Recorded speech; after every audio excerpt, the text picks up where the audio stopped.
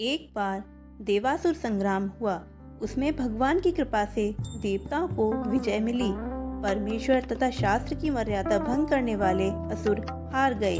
यद्यपि देवताओं की इस महान विजय में एकमात्र प्रभु की कृपा एवं इच्छा थी, तथापि देवता उसे समझ न पाए। उन्होंने सोचा, यह विजय हमारी है, यह सौभाग्य सुयश केवल हमारे ही पराक्रम का परिणाम है। भगवान को देवताओं के इस अभिप्राय को समझते देर ना लगी। वे उनके संपूर्ण दुर्गुणों की खान इस अहंकार को दूर करने के लिए एक यक्ष के रूप में उनके सामने प्रकट हुए।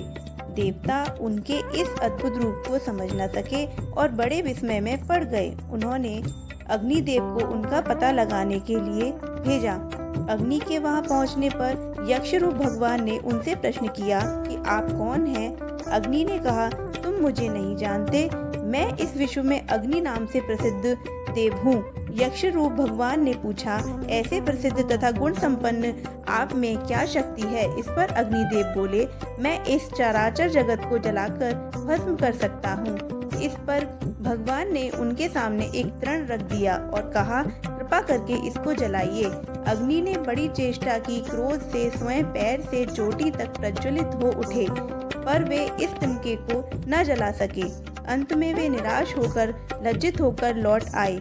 देवताओं से बोले कि मुझे इस यक्ष का कुछ भी पता नहीं लगा।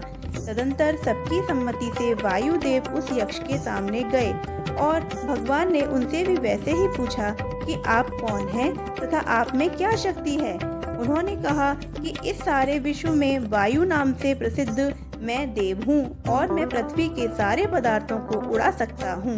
इस पर भगवान ने उसी तिनके की ओर इशारा करते हुए कहा कि इसे उड़ाकर दिखाइए। वायु देवता ने अपनी सारी शक्ति भिड़ा दी, पर वे टस से मस ना कर सके और अंत में लज्जित होकर देवताओं के पास लौट गए। जब देवताओं ने उनसे पूछा कि क्या हुआ, पता लगा कि वह यक्ष कौन था, तब उन्होंने भी यही उत्तर दिया कि मैं तो बिल्कुल भी नहीं जान सका कि यह यक्ष कौन है। अब अंत में देवताओं ने इंद्र से कहा कि आप ही पता लगाइए कि यह यक्ष कौन है। बहुत अच्छा कहकर इंद्र उनके पास चले तो सही, पर वह यक्ष वहां उनके पहुंचने से पहले ही अंतर्ध्यान हो गए। अंत में इंद्र की दृढ़ भक्ति एवं जिज्ञासा देखकर साक्षात उमा माता पार्वती वहां प्रकट हुई और इंद्र ने उनसे पूछा कि माँ, यह यक्ष कौन था? भगवती उमा ने कहा कि ये यक्ष प्रसिद्ध परब्रह्म परमेश्वर थे। उनकी ही कृपा एवं लीला शक्ति से असुर पराजित हुए हैं। आप लोग तो केवल निमित्त मात्र रहे। आप लोग जो इसे अपनी विजय तथा शक्ति मान रहे हैं, वह आपकी मिथ्या अहंकार मात्र है। इसी मोहमयी विनाशिका भ्रांति को दूर करने के लिए परमेश्वर ने आपके सामने यक्ष रूप में प्रकट होकर प्रदर्शन कर आप लोगों के गर्व को भंग किया है। अब आप लोग अच्छी तरह समझ लें कि इस विश्व में जो बड़े बड़े पराक्रमियों का पराक्रम, बलवानों का बल, विद्वानों की विद्या, तपस्वियों का तप, तेजस्वियों का तेज और ओजस्वियों का ओज है, वह सब उसी परम लीलामय प्रभु की लीलामय विविध शक्तियों का लवलेशांश मात्र है।